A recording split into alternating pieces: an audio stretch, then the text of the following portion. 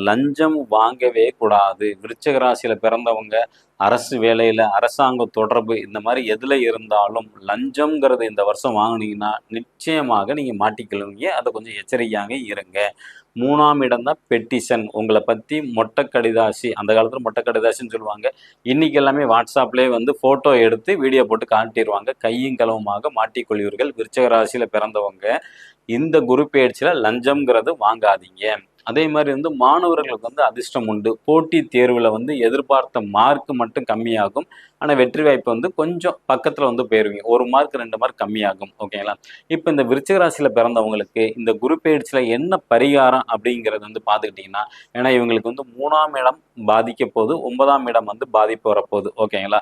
அப்ப குழந்தைகளுக்கு வந்து நோட்டு, பேனா, பென்சில் வாங்கி தானமா குடுத்தீங்கன்னா ரொம்ப சிறப்பு. நல்லா படிக்கக்கூடிய ஏழை மாணவர்களுக்கு இந்த ஆண்டு நீங்க உதவி செய்யுங்க. அதுவும் பெண் குழந்தைங்களுக்கு வாங்கி கொடுத்தா ரொம்ப ரொம்ப ரொம்ப சிறப்பு. ஓகேங்களா?